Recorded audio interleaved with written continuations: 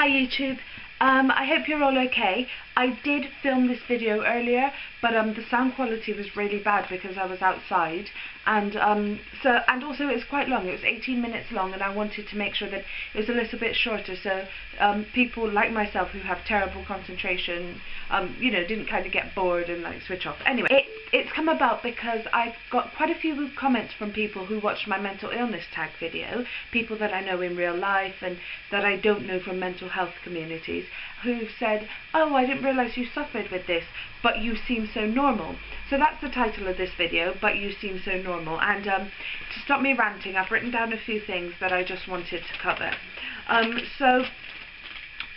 I find that I get very frustrated when people say to me, but you look so normal. I feel that when people say that, it's because they expect mental illness, or people who, by extension, people who suffer with mental illnesses, to fit a certain stereotype. Generally, for the most part, I try to then challenge people and say, well, what do you expect mental illness to look like? It's been estimated by a study that was done that 1 in 3 to 1 in 4 people in the world suffer from a mental illness. Now, if that's the case, that totals the population almost the population of India and China put together. That is a lot of people. So obviously, at some point in your life, you are going to know, you are going to be close to, you are going to be friends with, you're going to work with somebody who struggles with a mental illness. Mental illness is, as it's called, mental. It's in the person's head. So it doesn't necessarily mean that it's something that's obvious. You may not be able to see it. And I also wonder when people say, oh, well, you couldn't possibly have this because I haven't noticed. What is your knowledge of mental illness? Do you know every mental illness that is out there? Do you, are you well versed? Because even a psychologist doesn't know every single mental illness and isn't experienced in every mental illness. So can you say to somebody that, oh, well, you couldn't have it because I haven't seen it? What do you know about mental illness? What do you know about that particular mental illness? And also, it's extremely invalidating. It's extremely invalidating. For someone, for example, like myself, I struggle quite a bit with denial. I often tell myself, this can't be happening, this can't be happening. It must, something must be wrong, this can't be happening. And I find comments like, oh, well, you seem normal to me. Well, I've never noticed it. I find that very invalidating, and it makes me feel like all the symptoms that I know that I experience, and when I'm thinking rationally, I know that I do experience them. When I'm feeling quite emotional or quite emotionally raw, it makes me feel like I must be making that up, and ironically, it makes me feel like I'm going mad. And also, it's quite hard, especially currently, and in this kind of day and age, it's really hard. Even though it's a lot better than it used to be, it's still extremely hard living with mental illness. There's still a lot of stigma, still a lot of shame about it, and it's quite painful, especially when you hear comments like that from people who previously you would know and you would trust. It can almost break down relationships, because I have to be honest, when somebody says to me, well, I don't believe that because you seem normal to me, oh, that can't be possible because I've never noticed, I then feel like I can no longer talk to you about certain things. I can no longer talk to you about my emotions. I can no longer express things to you because you have already made a decision about my life and about my struggles. So, yeah, I guess I do find it quite invalidating. And also, I think it's really important to bear in mind that you don't see people 24/7. I remember once I was really struggling with, I guess, jealousy. There's some people who I see some people, for example, even have a similar mental illness that I have, and they have a brilliant life, they function really highly, they're doing really well with their lives, and I sometimes get extremely jealous and almost angry about it. And I remember talking to a lovely lady called April about it, and she said to me, you don't see them all the time, you don't see all of their life, you see what they want you to see, and so you don't know that their life is perfect. You have to live through all your problems. And I like to think of it kind of like a movie. When you see other people, generally, for the most part, you'll see what they want you to see. You'll see their movie, their finished product. Occasionally you may see 1 or 2 bloopers. With yourself, you have to live through every single take, every single blooper. And so I feel that in saying to someone else that you can't struggle with that because I don't see it, you're judging their entire life based on their movie.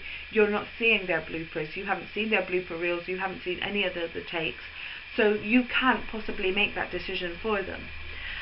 Anyway, instead of ranting and, going on and on and on about how crap it is to say things like that, what I thought I'd do is write a little bit about how we can help.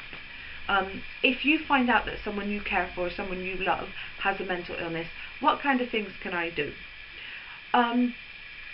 Obviously, it's completely up to you whether you want to learn more, whether you want to be supportive of that person. You don't have to. There's no law saying you have to. But if you do want to, then there are a few things I recommend.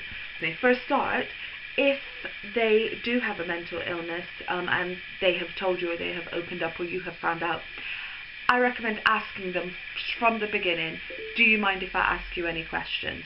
If they say no, then you know that don't push anymore, leave them, let them deal with it. They will talk to you when they want to. For the most part, I have found that most people will say yes. It's such a rare thing that I've found anyway, it's such a rare thing for people to be genuinely interested in your disorder, in your life, in what you are struggling with, that you welcome any kind of comments, any curiosities, for the most part. So I recommend, if they're okay with that, finding out what disorder they have. There are so many disorders that affect people so differently. For example, there is dissociative disorders, which is one that I struggle with, and that basically can affect your kind of ability to connect with reality. For example, you may feel that you're not real, or that the people around you aren't real on occasion. That's called depersonalization and derealization. There's also psychotic disorders, which are like schizophrenia, where people hallucinate. They may hear voices that aren't there, they may see things that aren't there. So find out. There are so many different types of mental illness, and being just mentally ill is not a diagnosis. Find out what diagnosis they have, or what mental illness they struggle with. What do you know about it? It's really important then to kind of figure out what you know about it, and make sure that you can separate what is actually stereotypes of that and what is actually fact.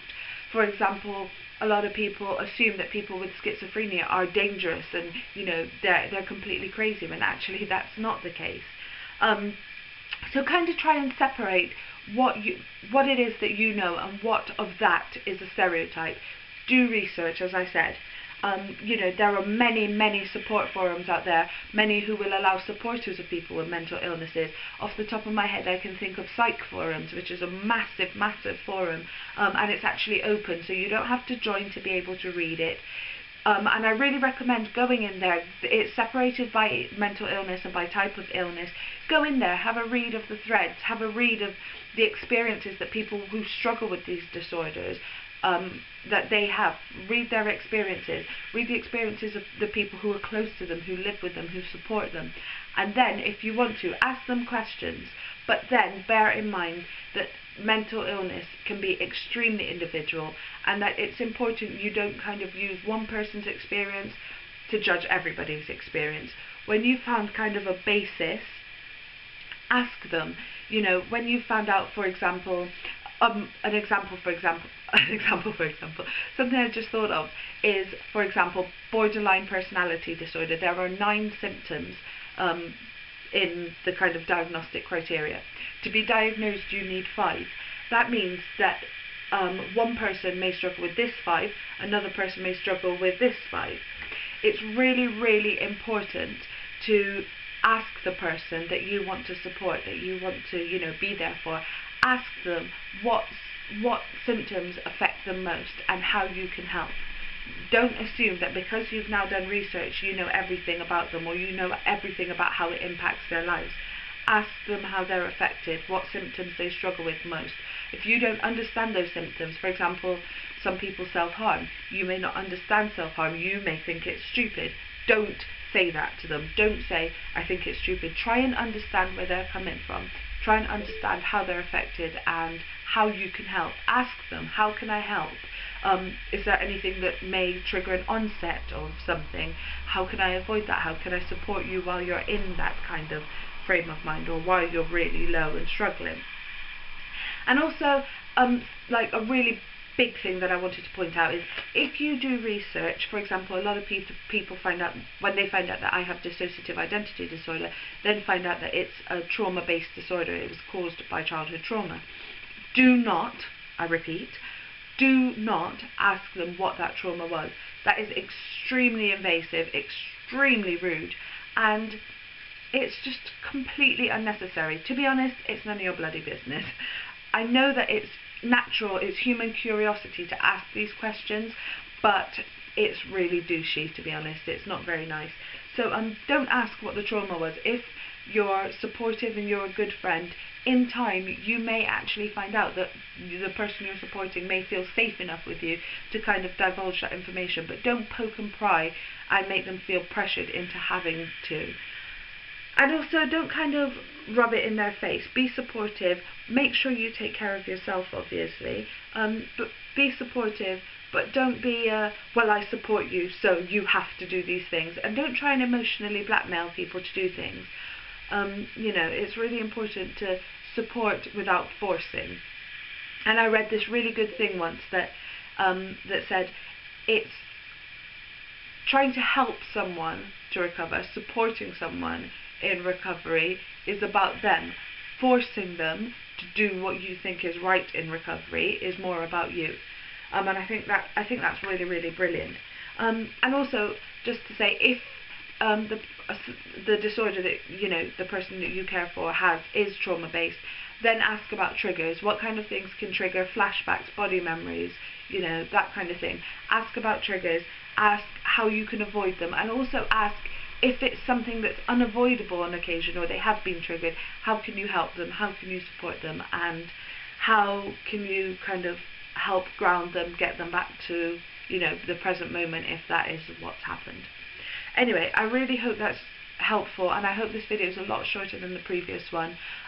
Thank you all so much for watching, and I'm going to be doing a few more videos anyway. And as I said in my previous video, I'm working on a project currently, so yeah, I'm really excited to share it with you guys. I hope you're all well. Take care. Bye bye.